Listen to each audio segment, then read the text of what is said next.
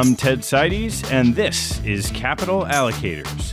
This show is an open exploration of the people and process behind capital allocation. Through conversations with leaders in the money game, we learn how these holders of the keys to the kingdom allocate their time and their capital. You can keep up to date by visiting capitalallocatospodcast.com.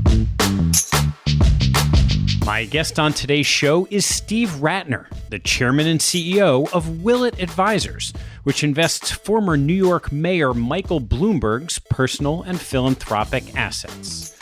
Steve's career has ranged from a journalist for the New York Times to investment banking at Lehman Brothers, Morgan Stanley, and Lazard Frères, to founding private equity firm Quadrangle Group, and lastly, to serving in the Obama administration as head of the successful restructuring of the automobile industry after the financial crisis. He returned to oversee Willett Advisors after his work in the government. Our conversation starts with a quick tour through each of Steve's careers, and then turns to his work investing the assets of Michael Bloomberg's family office, including selecting an investment model, building a team of specialists, using internal management to supplement external managers, and thinking through private equity, hedge funds, public equity, and the manager selection process. We close with Steve's perspectives on China and his ongoing engagement in politics. Please enjoy my conversation with Steve Rattner. Steve, great to see you. Thanks for having me. Well, most of the time we go through someone's career, it strikes me you've had 5 different careers. So why don't we just start at the beginning in journalism and maybe touch on all of them and some of the lessons you learned along the way? Sure.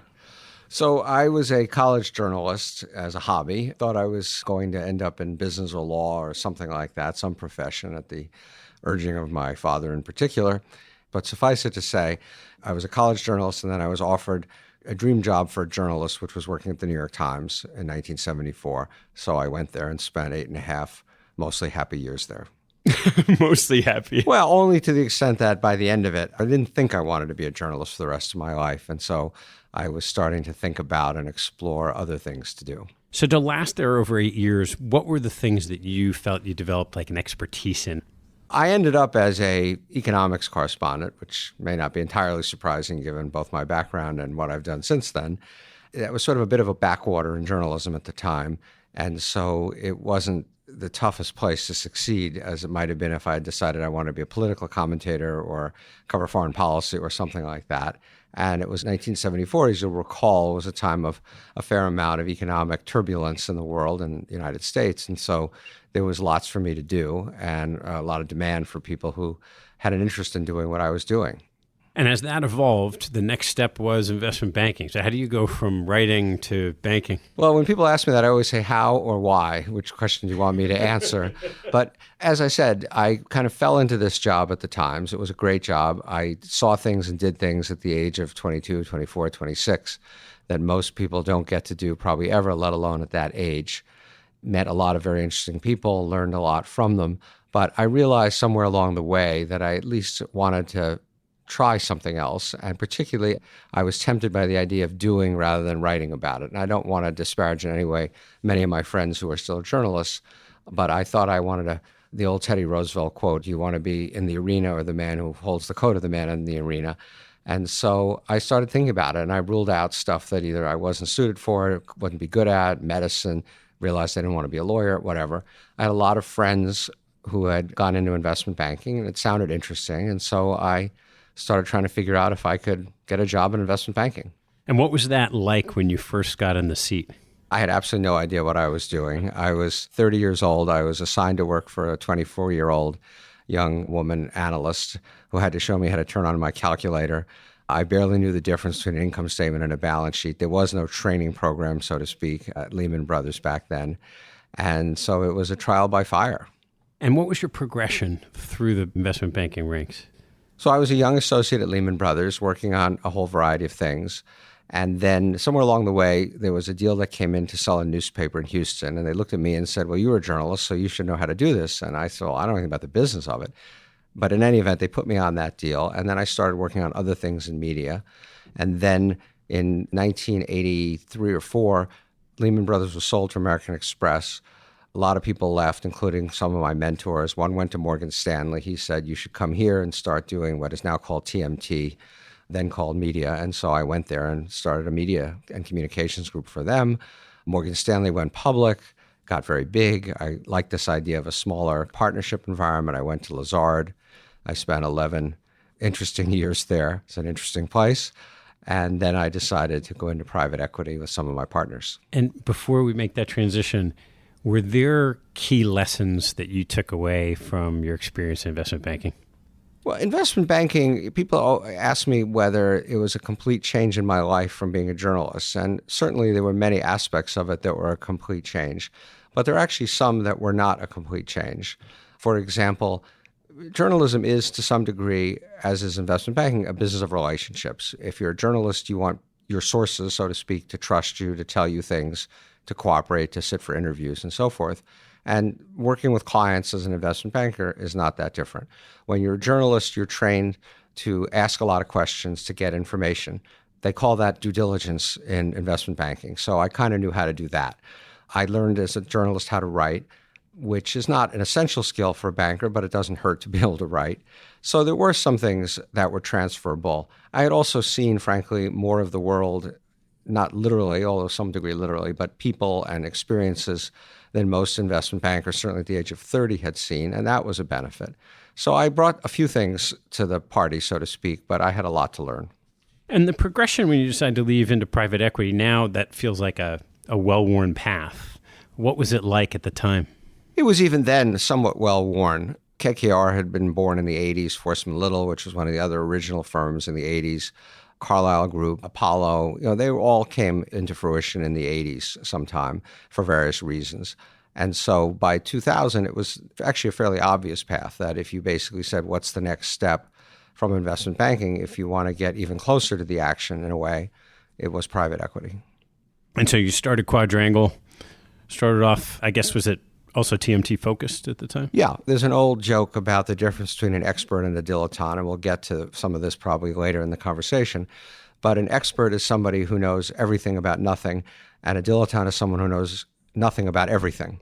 And so I had spent my whole career as an expert, and I thought it was the easier way to do it, that if you could focus on one industry, know it pretty well, it was a lot easier to get clients or make investments or do whatever it is you were trying to do than if one day you were working on an industrials deal and the next day you're working on a financial services deal and the day after that, something else. So yes, we started with that focus. And then somewhere along the way, we get to the financial crisis. What was going on for you at that time, both on the private equity and then into what you ended up doing for the government? I was happily going about my business working in a private equity firm, and we were investing. We raised a second fund. We were thinking about a third fund. Because of, I think, my journalistic experience in Washington, where I spent 5 of my 8.5 years in the business, I had an interest in public policy. I had an interest in public service, and I had begun to work in the mid-'90s in that world a bit, mostly raising money for candidates or giving money, a little bit of policy stuff, a little bit of writing. And so I had always had it in the back of my head that there might be a time to go into public service. The stars never lined up, not the right administration, not the right time in my life, children, all that kind of stuff. But then the financial crisis came, and it wasn't perfect because we were building this firm, but my kids were mostly grown. We were looking at the greatest financial crisis of my lifetime since the Depression. And as one of my friends said to me, if you're not going to serve now, when are you going to serve? And so I was open for that. And you became known as the car czar, I guess, or the auto restructuring group in the government. Had you been involved in restructurings in your time in investment banking? In a minimal way. We had added a distressed debt investing business at Quadrangle. I had done some of it as a banker. We'd, of course, had 1 or 2 private equity investments that had to be restructured, so I knew a little bit about it. And you may ask, what did I know about autos? And the answer was absolutely nothing. And so you then may ask, so why did they give you this job? And at the time, I really didn't know, to tell you the truth. I figured it out later, which was they did not view, and there was a lot of blowback after my appointment was announced about why me, but they, by which I mean Tim Geithner, the Secretary of the Treasury, Larry Summers, the head of the National Economic Council, they did not view it as a job of managing the auto companies or even of restructuring their operations. They viewed it as a financial restructuring job. And they thought I knew enough about that to do it, because they also wanted someone who had some idea about the sensibility of Washington and how things work differently in the government than they do in the private sector. There are 1,000 people they could have picked who knew more about restructurings, who knew more about autos than I did, but they wanted someone who had these different pieces of the puzzle. How does that process work? So you're sitting running Quadrangle. Does a phone call come in? Do you place a phone call? I think my interest in serving was fairly well known at this point, and I knew both Tim and Larry very well, Larry especially. And so after the two of them were appointed, I think it was literally the day before Thanksgiving in 2008, Larry called and said, "Are you interested in serving?" And I said, "Sure." And then I don't remember the exact timing, but then Tim called, his office called, said, "Come on down." And I went down and he said, "Look, I got a lot of jobs to fill. I've got a housing issue. I've got banks issues. I've got autos. What do you want to do?" And I said, "Look, you have enough problems without my being a prima donna about it. So you tell me what you want me to do, and all things being remotely equal, I will do it." And so a few weeks later, he called back and said, "Autos." And I said, "Autos?" And he said, "Autos." And I said, "Okay." And that's how it happened. And I know you wrote a book about this, but talk a bit about how you approached it with the sort of team, and just a quick summary of what happened for those who aren't as familiar. Sure. Look, the two most important things were that Tim and Larry, I'm sure with the approval of the president, said to me, "We want you to do this in a way that is commercially sensible. We're not here to put lipstick on a pig. We're not here to paper over the problem. We're not here to do a lot of giveaways. We want to fix this. So you should assume you're operating in a commercial environment." And the second thing that made this all work was that we had access to the so-called TARP money, the $700 billion that Congress had voted in the middle of the panic and then immediately regretted, because it gave the administration more authority than they usually get to actually disperse money. So I had a checkbook and I had the support of my bosses. And that's what allowed this all to work. And so we went out and hired 15 people, almost all from the private sector, who wanted to serve. And some Republicans, some Democrats, some independents, and we approached this as a business problem, not as a political problem. What was the biggest challenge in getting it done? Oddly enough, the biggest challenge was something I didn't even know I was responsible for when I took the job, which were the auto finance companies. So what I learned on the job was that 80% of car purchases are financed in one way or another, and a significant portion, not a majority, but a significant portion, by what is now called Ally, used to be called General Motors Acceptance, or by Chrysler Financial, which is now gone. And there were a whole series of regulatory problems, as well as the fact that this was almost the one place where we had to deal with other agencies of the government, particularly the FDIC, which was run by Sheila Bair, who was particularly difficult. And this caper, as my deputy Ron Bloom used to call it, almost fell apart over that problem. So somewhere along the way, before you took the seat in government, through your relationship with Mike Bloomberg, you started effectively what became his family office within Quadrangle. And then you finished the job out of restructuring, you step into this. So why don't we start with Willett and how you think about this challenge of there's a whole lot of money to be managed. How are you going to go do it? I'm not in the business of false modesty, so as most of my friends know, but let me just say this was another assignment that I was asked to take on that I really didn't know a heck of a lot about. People assume, and maybe Mike assumed this, that because I'd been a banker and a private equity guy, I could run an investment management firm. But it's like asking a cardiologist to look at your elbow that you think you might have broken that really belongs to an orthopedist. You know, these are different subspecialties within the world. So I didn't know much, and that was a disadvantage. It was also maybe an advantage because we set out, and I was at Quadrangle when we designed this with my colleagues, and really tried to evaluate all the different ways that people handle this kind of money. And we have a mix of both philanthropic money as well as personal money, so that is a level of complication. And try to really figure out what were best practices, who was successful, why were they successful, how do you manage risk, how do you build a team, and out of that, we came up with a plan. And so what was that initial plan?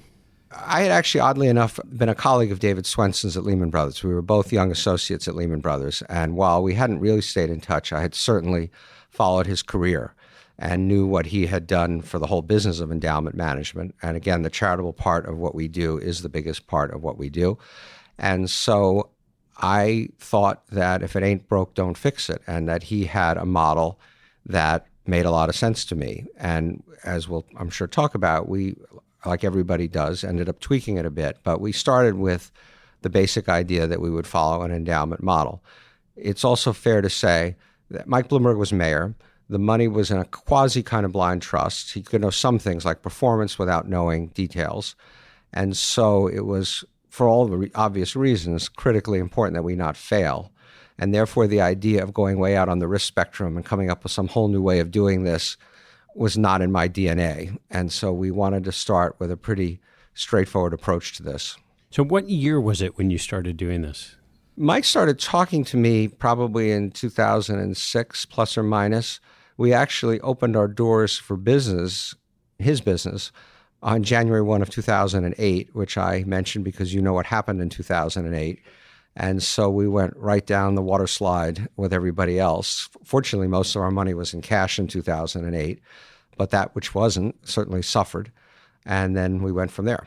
So you start in 2008, and you're thinking about a model that Yale and others probably started in the mid to late 80s.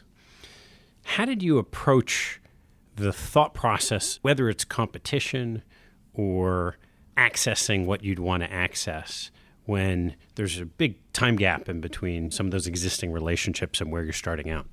There are pluses and minuses to that. The plus for them, or the minus for us, if you will, is that they had had 15 or 20 years to build a portfolio, to establish relationships, build a team, and so on, and we were starting fresh. That certainly put us at a disadvantage, particularly in things like venture capital.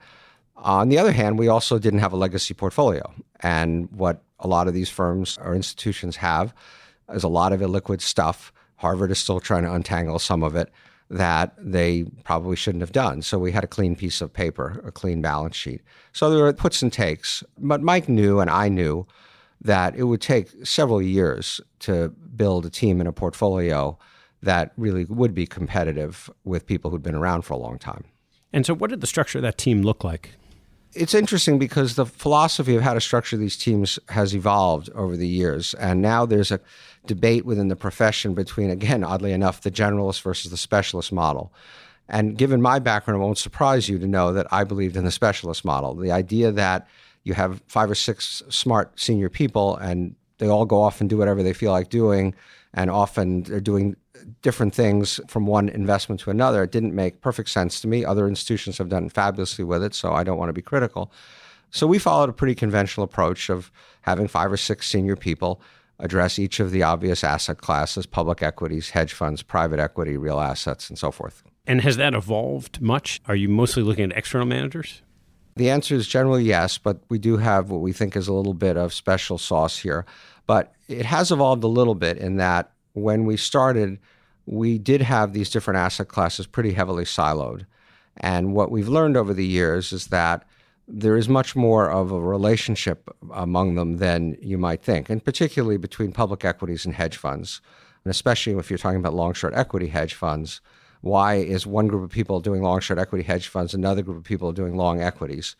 There's even crossover between private asset classes and publics because more and more firms do both and things like that. And so we still have people whose job it is to manage a certain asset class, but there's much more collaboration and integration than there was when we started. You can't mention the word secret sauce without trying to go right at that. I said special sauce. Special sauce. If it was secret sauce, I wouldn't tell you. Yeah, that's a good point.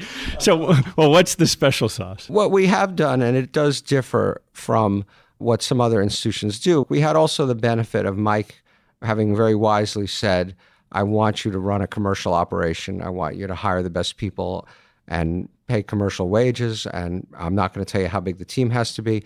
Public institutions like a university are under enormous pressure about how much they pay people, how many people there are, and so on and so forth. So we had that advantage. I had this background in private equity, and so we began to do, and we hired a team to do it, some direct private equity investing in both corporate stuff and then also with a different team in real assets, oil and gas, and real estate. And that now comprises a reasonably meaningful part of our portfolio. I don't want to say exactly how much. And we think there's some advantages to doing that. How do you think about those trade-offs between the internal team and the external managers? Most of our money is and always will be managed externally because we do believe in diversification. We do believe in being exposed or open to every kind of asset in every part of the world. And obviously, even with a team of 22 or 23 professionals, you can't manage Brazilian equities internally.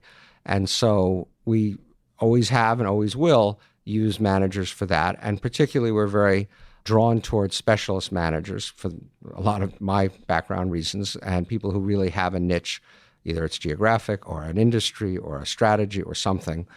So most of the money will be always external. The advantages of doing it internally are that, quite frankly, the fee drag of private equity is the biggest of any asset class. And I sort of knew what it was when I was on the other side, but as a limited partner, I really knew what it was. It's enormous. No disrespect to my friends who do that. And my attitude was pretty simple, that we don't have to do as well as they do on a gross basis to do better than they do or as well on a net basis. Secondly, it allows us to control our capital flows better. One of the problems in '08, as you well know, was the unfunded liability problem that many institutions had with these commitments to funds that were not going to be drawn for who knows when, or could be drawn the next day. And so our unfunded liability ratio is very, which again, I don't want to get into specifics, is very low compared to what the typical endowment or foundation has. And so that was another advantage. And the Bloomberg name and relationship, we felt would give us special access to deals, and that has worked out. We operate completely separately from the company or the people who give the money away, and even to a large degree from Mike himself. But there are many people out there who would like to have Mike Bloomberg's money, and if they're the right people, we're happy to give it to them. What are your thoughts on private equity, the area in general today? It's hard for me to have worked in an area for a decade, plus or minus, and not believe it has some reason for existence. I do think the return premium, which while it's smaller now probably, certainly than it was, is still there. I think the way that private equity guys and ladies think about driving performance, not getting caught up in being a public company, being very commercial, very disciplined, is good for corporate America in general. I think private equity does add value. Are there too many companies that pass from one private equity firm to another private equity firm to another private equity firm? Are there too many cases where it's all financial engineering and a lot of dividend recaps? Yeah. Is there too much money in the industry, in the sector at the moment? Very possibly, probably. The amount of dry powder is vast. But the thing that often happens to people in my current business is you tend to be performance chasers. And so you look at what did well lately and you say, I'm going to go over there. And so private equity has done well lately. Venture's done even better. And so there's a lot of money going over there. If private equity hits a pothole, the money will then go somewhere else. And it's not the best part of how this all works, but it's unfortunately part of life. So having been on the inside, and call it inside as a general partner, and whether you call it outside as a limited partner, how do you think about the manager selection process in private equity?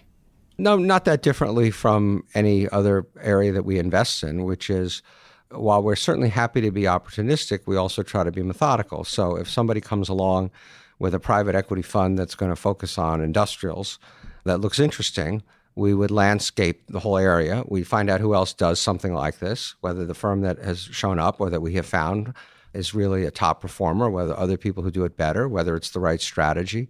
So we're always opportunistic, but we also try to be very, very methodical. And fortunately for people on my side of the table, the performance benchmarking, which didn't really exist when private equity, for the first probably 10 or 20 years almost of private equity's lifetime, has now gotten pretty methodical. And so the whole top quartile, second quartile, vintage year process does give you a fair amount of data to analyze. Now, the problem is that just like in other parts of money management, performance persistence is not that great.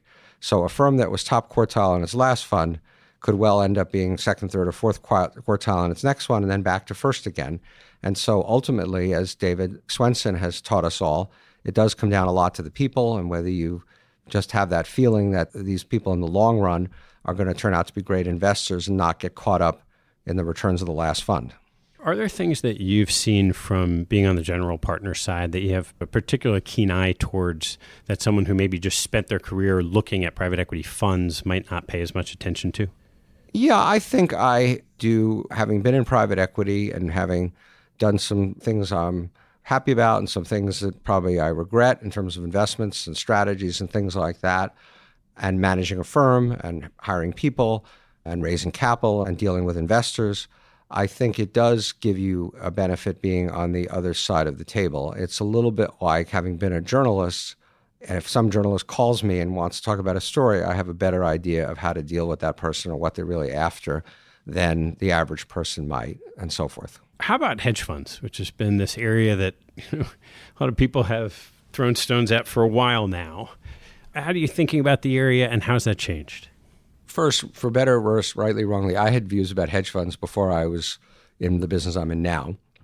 I think I wrote a piece for Business Week years ago in which I said that hedge funds are not an investment strategy, they're a fee structure, because everything that falls under 2 and 20 is not a hedge fund, and there are many different flavors of it.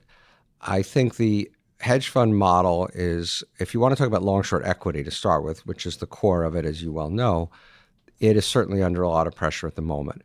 It's a bit like private equity. The excess returns have diminished. Some people say, well, the short selling opportunities, rebates, they've got lots of reasons. I think markets are certainly more efficient than they were when Julian Robertson got into business, or some of the George Soros, some of the early pioneers. And also, if you believe that going forward, all this has not been true lately, we're in a lower return environment. If you've got a management fee of 1.5 or 2, and gross performance of, 4, and a 20% carry, you can do the math, and there's not a lot left for the limited partner.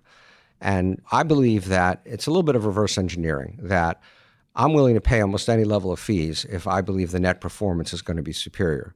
So we have people that we pay very high fees to because I really believe they're exceptional performers. And we have other people who would offer lower fees that we just won't invest with. But I do think there'll be a shakeout in hedge funds. I do think that it's going to be a tougher business going forward. I think a lot of folks in my side of the table are thinking hard about their hedge fund strategy and what really is additive versus simply money churning around but not adding any return. And how do you think about approaching the traditional public markets? We have a very robust allocation to long equities. I believe, and Mike Bloomberg actually has pointed this out to me, and he believes that no matter how good you are at picking managers, no matter how good your managers are, in a normal world, the bulk of your return is going to come from beta. That alpha is always going to be a much smaller number than beta. That over a long period of time, markets go up. We started investing, as I said earlier, January 1 of 2008. I think from that point to today, even if you invested all your money on that date, I think the S&P is compounded at 7% plus or minus. So the point is that even with the worst financial crisis, as we talked about since the Depression, if you had just put your money under the mattress in the S&P, you would have done fine over these last 11 or 12 years. And that's how I think about it. And fortunately, we have very long-term capital. We have more capital that arrives than departs. We have a very understanding and tolerant client who gets the idea of long-term performance. And so we want to take equity risk. The challenge is that in the U.S. particularly, the market is highly, highly efficient. And even with lower fees than you pay to hedge funds, when the dust settles, really creating alpha in the U.S. is hard. We have done it over time. I would say there have been times when we haven't done it, but it is hard. Europe is just generally a mess, and we can talk about Europe. The emerging markets, it's easier because they're a bit probably like the U.S. was 40 or 50 years ago. They're much less efficient. People who know their way around them can add value, even net of fees. So we still are believers in active management. We still have virtually all of our equity exposure actively managed. But I can't tell you we don't think about it a lot and wonder whether that is the right way to go, especially in the U.S. Yeah, so let's go around the world with that. Have you, in the U.S., do you think about just simplifying it and saying, look, this is really hard. We should either just index it or maybe index it with some factor overlays rather than picking active managers? Well, first, with respect to factor overlays, I'll make a broader point, which is that we're not good, I frankly don't think anybody is, at market timing or even factor overlays. That I think we're good at picking managers. I think we're good at making individual investments in private equity. But if you said to me, is the stock market going to be higher or lower a year from now than it is today? I think my view would be a coin flip. I mean, I don't know. And there's a 50-50 chance I'd be right or wrong in whatever I said. And so we don't make a lot of those kind of bets. Do we think about just indexing it? Yeah, we think about it. But we were born and bred to manage money. And so for the moment, we're going to keep trying to manage money. At some point, maybe we'll give up. But as I said, over the fullness of our existence, we have added alpha even in the U.S. And how about emerging markets? So in particular, emerging markets encompass a big part of the world. How have you kind of approached picking managers in that part of the world? Yeah, the challenge in emerging markets for us is that putting aside China, India, we don't invest in Russia. I can't imagine we ever would. And maybe Brazil, they're relatively small markets. And so accessing them in a way that's consistent with our philosophy of finding people who really know the space is very hard. So we have tried with not great success picking an emerging markets manager who's sitting in New York or sitting in London or anywhere else in the world. It's been okay, but it hasn't been great. And so the consequence of that is that our emerging market exposure has been narrowed to the couple of markets where we are both excited and where we feel there is investing talent. And so do you tend to find managers on the ground in those countries or parts of the world? Absolutely. That is our philosophy. Just the way I don't know how, as a TMT guy, I could have invested in financial services, I don't know how a guy sitting in New York can be as effective in China as people who are on the ground there. And you mentioned Europe's a mess. We know that. How are you approaching investing there, or are you investing there? We have a modest exposure to Europe. We're way underweight Europe. There are many days when I wake up and think we should just leave altogether. There's nothing attractive about the fundamentals. The only thing that gives us pause is that the valuations are more reasonable on a pure kind of PE basis. And so you worry that you might leave Europe just at the time where there's some kind of rebound. In the fullness of history, Europe has performed reasonably well. Maybe it will again. And so we're hesitant to just leave. But we're way underweighted, as I said. And every time I go there, I come back thinking, why are we invested here? When you roll up these exposures, how do you think about the total amount of equity market risk that might inform your asset allocation decisions? We do keep pretty close track of our beta. And we want to have a lot of beta because, as I said, I believe that beta is going to be the principal component of your return. But we obviously don't want to have a crazy amount of beta. And so, again, without getting too deeply into the specifics, we are well aware of the amount of beta that other endowments and foundations, to the extent they report publicly, have. So we manage our beta across the firm, and that means obviously keeping track of your beta in the public markets as well as in the private markets. And given the close nature of the relationship between, say, you and the capital and Mike, does that allow you to take, say, more beta than some of those kind of endowment peers? I think so. I think Mike is the greatest boss, employer, client, whatever you want to call him, friend I've ever had. Once he believes you know what you're doing, and after 10 years, I think he was suspicious at the beginning, but I think he thinks now I kind of do. You get a lot of rope and a lot of leeway and a lot of tolerance. And so I feel comfortable taking a fair amount of risk because we do have this unusual capital position and an unusual relationship with him, and we don't have to report publicly to anybody. There is an investment committee at Bloomberg Philanthropies that we do report to, but they're also very professional and understand our business very well. And so it's about as good a situation as you could want. What's your manager level turnover been roughly on kind of an annual basis? Too high. I don't know the number, but one of the things that I force the team to do once a year is go back and look at our terminated managers, because it's easy to fire a manager. And in most firms, you fire a manager, nobody's ever going to ask you again, well, how did that manager do? Did you make the right decision or not? And I believe we have to live with those kinds of decisions. And so we very methodically go back and look at our terminated managers. And I would say it hasn't probably cost us a lot of money to terminate managers, but it hasn't made us a lot of money. In other words, if we had simply stuck with the group, because gets back to this performance persistence thing. And there is a huge temptation that I try to resist, but I come to it like everybody else who's human, to fire a manager when you really feel like the bottom is falling out. But that may be the absolute worst moment to fire a manager. And so I think we are trying now to give our managers more rope, just the way we have a fair amount of rope when we believe that fundamentally they are pointed in the right direction. And what is the decision process within Willett to hire a manager or fire a manager? We have a methodical process. I'm a great process guy. And Alice Ruth, who was our first CIO, who did a great job, is a very process person as well. So we have a methodical process. We have Monday meetings. We have a process by which managers are introduced to the broader investment group, sometimes discussed a few times. Then there's an approval process that comes up from the bottom. the idea generation can happen anywhere. It can happen at the bottom of the totem pole. It can happen from me, but everything goes through the same machine to see whether it measures up to our standards. And you mentioned your own behavioral bias, and we all have them. How have you tried to kind of improve the quality of the decision-making over time? I think a little bit to be less quick to fire a manager, a little bit to be less quick to hire a manager, and also, which we haven't implemented as successfully as I would like to because it's contrary to human nature also, I would like us to be more concentrated. And again, without getting too deeply into our private business, there's a great temptation when you go to the supermarket. This is an analogy I use all the time with my colleagues. And you see 8 kinds of peas on the shelf, and you don't really know which is the best, so you pick one of each. But I think we're getting paid to pick 1 or 2 of those kinds of peas, not all 8 of them. And so I would like to see us over time become more concentrated. Because if you do the math, right, a firm has, let's just say, 100 managers. So each manager has 1% of your capital on average. And each of those managers has 20 top positions. What is that? 5 basis points of your capital is in some given position. Now, obviously, some managers duplicate, but all you're going to do is mean revert if that's your investment philosophy. And you might as well just buy index funds and go home and not work so hard.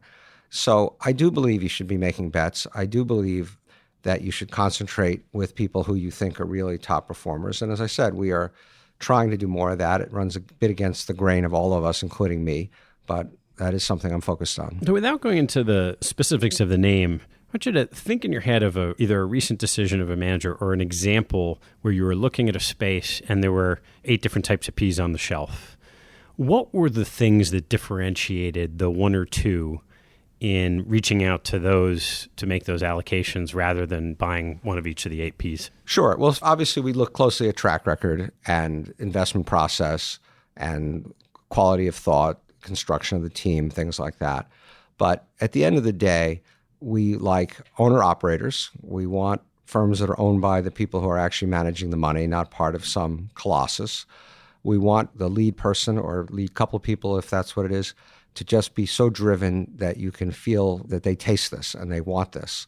And our most successful managers have had those attributes. And so you do all the math, you do all the diligence, you do all the landscaping, but at the end of the day, you look at the person and just say to yourself, do I think this person has the drive, the determination to be great? And I think while that doesn't lead us to every right decision, I think many of our best decisions have come out of that conviction.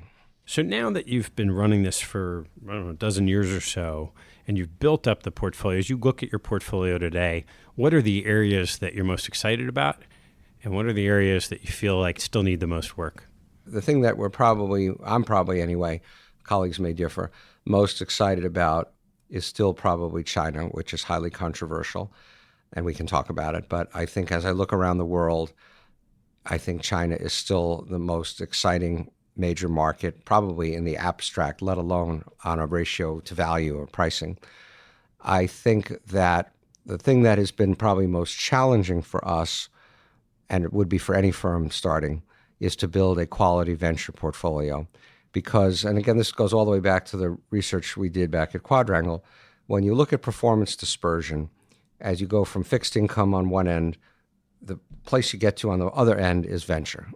The median returns from venture are not, probably the last few years has been better, but when we were looking at this, they were not that great. They were not even as good as private equity. But the performance dispersion is vast.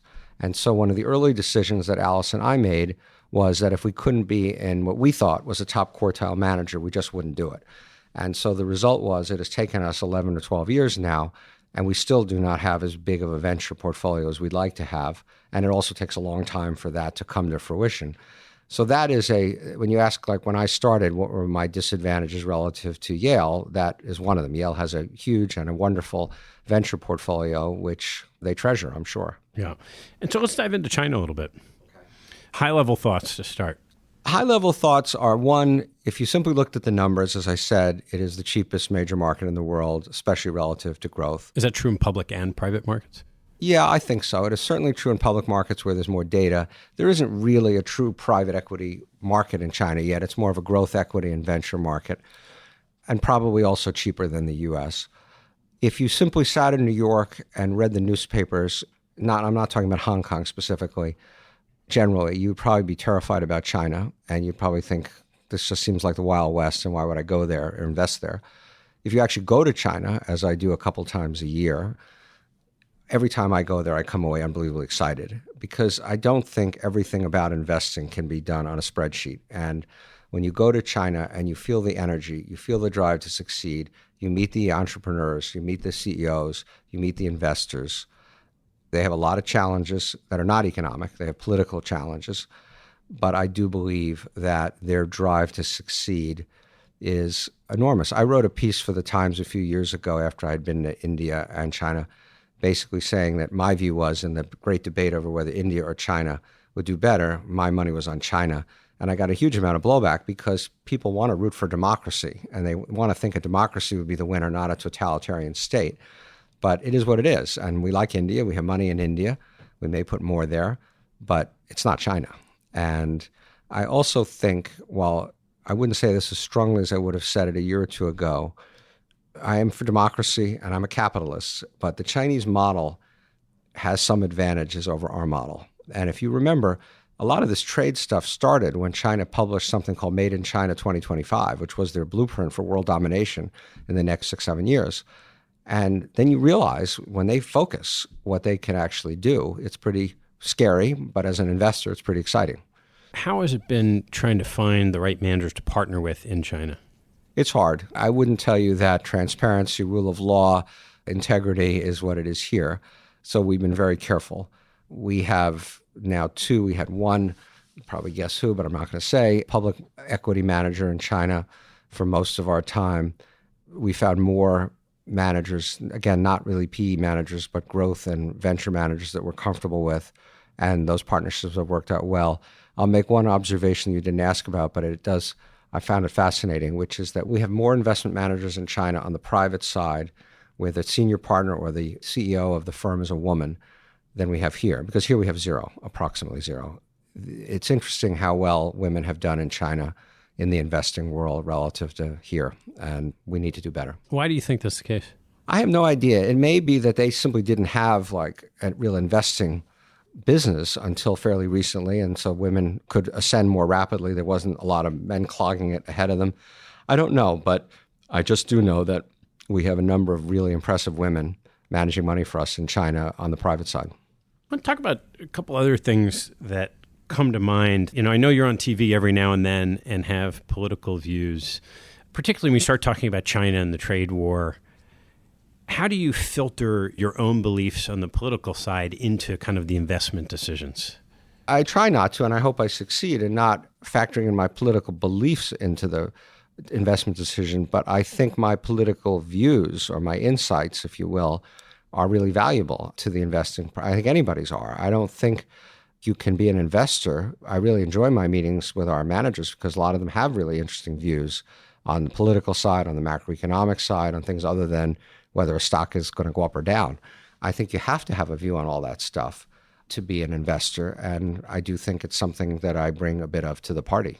How does the journalist side that you still retained fit into kind of how you think about your day-to-day? It's my hobby. I do play a little bit of golf, but I'm not a passionate golfer, and this is my version of golf, which is to write for the Times once a month or so and to do my Morning Joe appearances once a week or so and still be able to be involved in the public policy discussion, which I enjoy. And also, frankly, to try to have some like really minimal impact on how people think about these issues, because there's a lot of crazy stuff going on out there. And I think anyone who's got a balanced approach to it should be involved in discussing it. The other topic that's increasingly changing, at least in this country, when you talk about sort of the difference in China and the centralized state, is this notion of corporate stewardship.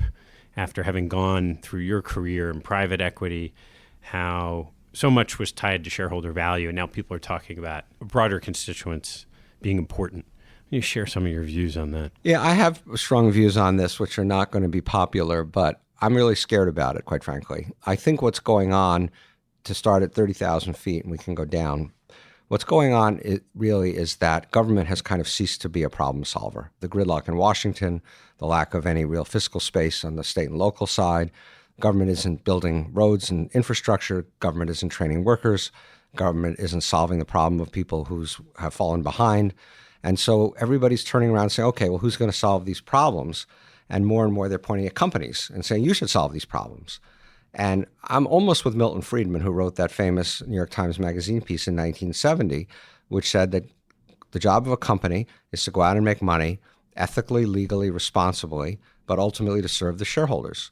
And all these people who say that companies should be responsive to a whole set of other constituents, I'm not sure I understand what that even means. If I own a private business, I own a company. It's my company. I should be able to use it to benefit myself, again, legally, responsibly, and all that.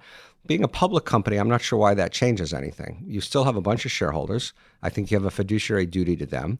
Now, if your customers say, I'm only going to buy products from a company that pays $15 an hour, or I'm only going to buy products from a company that sources it in an environmentally responsible way, absolutely. The public should vote with their feet and not buy products from companies that they don't think behave the way they want to behave. And that will drive some different behavior.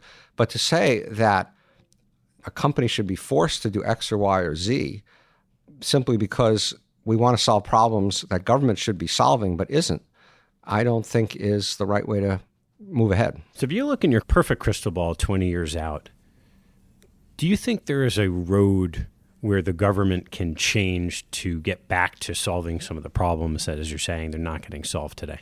Well, I hope so, but I can't say I'm optimistic about it because we're kind of going in the wrong direction. That just when you think it can't get worse in terms of the gridlock and the lack of action, it gets worse. If you look at a simple metric, which is crude, but I think useful, the number of bills that Congress passes has dropped steadily every year, and it's now at an all-time low. They just do nothing. And that is because we are more and more polarized. The idea, which is not that far away, that the Senate in particular could come together and agree on stuff on a bipartisan basis, now doesn't exist. And so we are in a polarized country. The extreme from a Donald Trump to an Elizabeth Warren or a Bernie Sanders is wider than we've had in my lifetime. And I think at the moment it's getting wider, not narrower. And I think that's terrible. Is there anything that we can do about it? I don't have great ideas. I mean, everybody always asks me this. And there have been various efforts along the way of people who are centrist moderates, which is what I think of myself as being, to kind of come together. But the structure of our political parties, the way our Constitution works, the existence of an electoral college, the Senate, the filibuster rules, there's so many things that are structural that I almost think that what has to happen is it has to get worse before it gets better. It has to get so bad that the public says, the hell with all these people from the extremes of both parties. Let's have a sensible solution. And somehow that happens. We've had these problems before. I mean, this polarization existed in the late 19th century. It's existed at other times. Yeah. All right. From your lips. So we'll see what happens. Steve, I want to turn to a couple of closing questions. What's your favorite hobby or activity outside of work and family? Well, this was going to sound odd for a Jewish kid from suburban New York, but I ride horses on my weekends. What's your biggest pet peeve? Being left-handed in a right-handed world. That literally? Kind of. I grew up thinking to myself, I don't understand who designed scissors and why they are so awkward. And then some years later, if somebody invented left-handed, I don't know if this is my biggest peeve, but it's one of my peeves anyway. Well, I share that one with you. Okay. So, yeah. Well, you also know that it's kind of special to be left-handed. What's your biggest investment pet peeve? Probably managers who come in and just want to tell us how great they are, how great everything is, and they've never made a mistake and all that kind of stuff. And this gets back to what we were talking about before. I've been on both sides of that table, and it's really not pleasant for us and probably not for them either, actually. And to what extent from when you were on the GP side, do you think there's this sort of game theoretic exercise where people are purposely saying what's good because by and large that's what helps them sort of raise assets and grow? I think there's some of that. I think the interesting conundrum for a GP is when things aren't going perfectly, whether to basically own up to the fact that they're not going perfectly, say, I own this, or to say, no, it's really better than it looks, and here's why. And we had one manager who we don't have anymore, who in the public side, who we used to go visit when their performance was really not good, and they would always tell us it's all fine. And you kind of want them to say, look, I get it, I think I'm good in the long. But anyway, so that we all are in the business of sales to some degree. We all want to present a positive story, but I think having a high degree of honesty in that is probably well recommended on both sides. What reading do you almost never miss? 5 newspapers a day. Do you read them all? I do read them all. And my wife makes fun of me because I don't necessarily read them all the day they're published. I often carry them around for a week if I don't have time. But I just believe that if you read 5 newspapers a day thoroughly, eventually, you'll know most of, especially in the business I'm in now, you'll know most of what you need to know to operate. And what are the 5 papers? Well, I start with the Wall Street Journal, then the New York Times, then the Financial Times, then the Washington Post, and somewhere along the way, just for fun, I read the New York Post. Yeah. What teaching from your parents has most stayed with you? From my mother, probably self-confidence. Some would probably say to a fault, but there you are. And from my father, had a great ability to get to the core of an issue, to kind of peel away the onion, not get distracted by irrelevant details, but focus on whatever the decision or issue was of the moment and decide it and move on. Great. All right, last one. What life lesson have you learned that you wish you knew a lot earlier in your life? I think probably that your career and your life will be much better if you work for the best people you can work for, if you have partners or colleagues who are the best people, and I mean both skills, integrity, human qualities that you can find, and if you have the best people working for you. And I've made a few mistakes like that along the way, and I've learned from them. Great. Steve, thanks so much for taking the time. Thanks, Ted. Thanks for listening to this episode. I hope you found a nugget or two to take away and apply in your investing and your life. If you'd like what you heard, please tell a friend and maybe even write a review on iTunes. You'll help others discover the show, and I thank you for it. Have a good one, and see you next time.